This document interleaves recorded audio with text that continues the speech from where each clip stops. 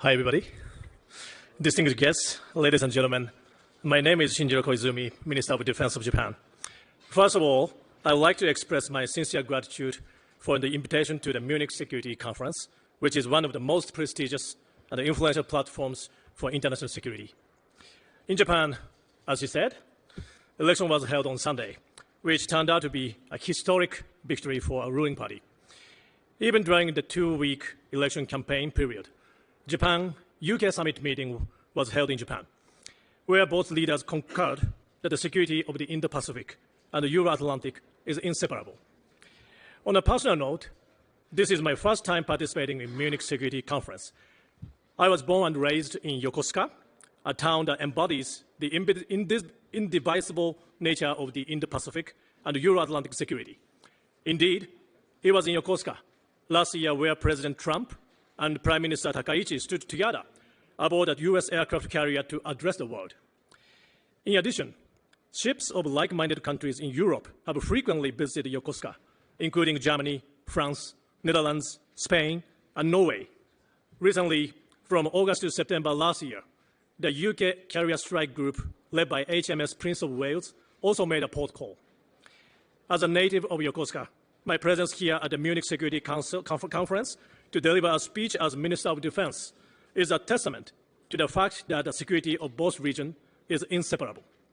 I would like to once again express my gratitude to everyone involved in the MSC for the precious opportunity.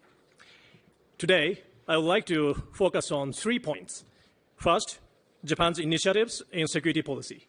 Second, our security concerns and Japan's fundamental stance. And third, further strengthening of cooperation with ally and like-minded countries. First, Japan's efforts in security policy. The rule of law, freedom of navigation, respect for sovereignty. Over the 80 years since the Second World War, the very foundations that have underpinned the international order are being tested by real-world actions. This is the situation we are now facing. Russia's aggression against Ukraine in 2022 demonstrated that the crisis in one region is directly linked to global security.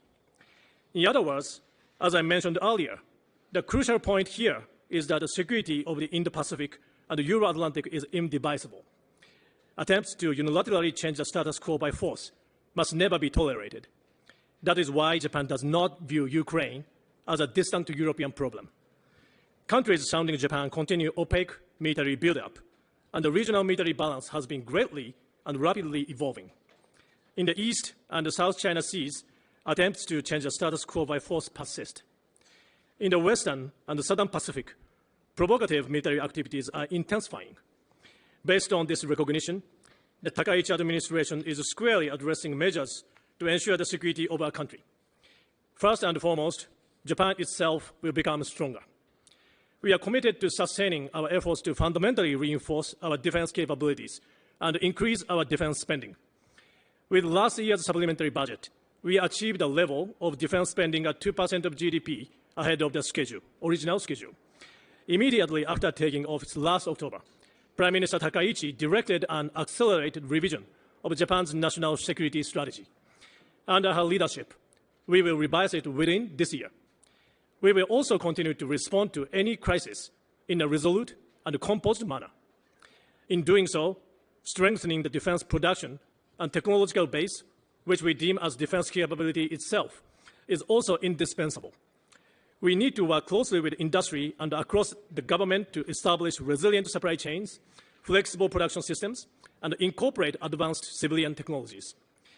The use of outer space is the very foundation of our modern lives. The MOD is rapidly strengthening our defense capabilities in the space domain. In fiscal year 2026, Japan will rename our Air Self-Defense Force to Japan Aerospace Self-Defense Force. Second, our security concerns and Japan's fundamental stance. Today, the Indo-Pacific region faces a crisis. One of them is the weaponization of everything. The weaponization of economy, technology, resources, information, and cyberspace. The boundary between peacetime and contingency, between military and non-military, between truth and fake news, these are no longer clearly visible. We are living in an era of uncertainty. where anything can happen.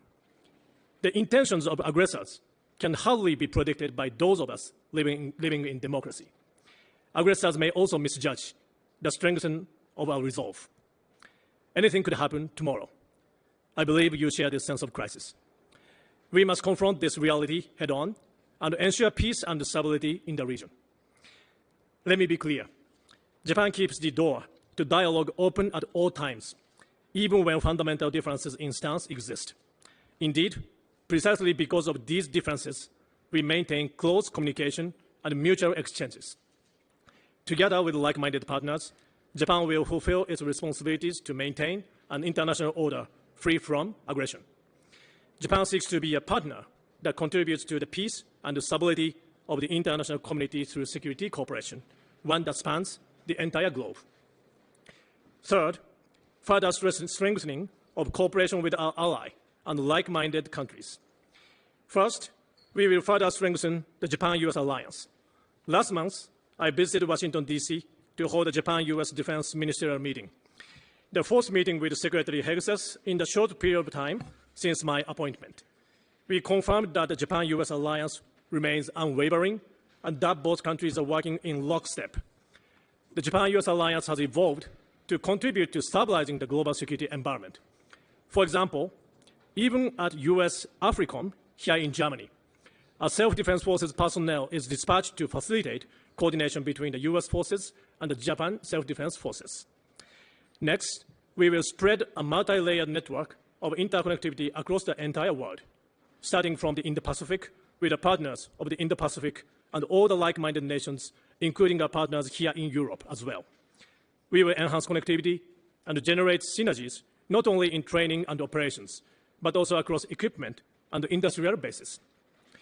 Just last month, the annual Japanese paratroopers exercise, New Year's Jump, hosted by Ground Self-Defense Force, had included 14 nations of ally and like-minded countries. In addition to strengthening relations with ally and like-minded countries, Japan-NATO relationship is making steady progress as demonstrated by the deepening engagement of the IP4, Japan, ROK, Australia, and New Zealand, through invitations to NATO Defense Ministerial meeting. My personal relationship with Secretary General Rutte, with whom I met today, is also unprecedented, having met for 3 months in a row since December of last year. We will continue to closely cooperate with each other as the security of the Euro-Atlantic and the Indo-Pacific is inseparable. Our cooperation is also moving beyond into the realm of actual operations. I would like to highlight an example of our joint response to global challenges. Last November, when pirates boarded a private tanker off the coast of Somalia, Japanese self-defense forces, Force P3C, rushed to the scene. Based on from the intelligence provided by the SDF, the maritime forces of the EU and others safely rescued the crew, and the hijacking attempt was thwarted. In terms of defense equipment cooperation, the next generation fighter is being developed through a partnership between Japan, UK, and Italy.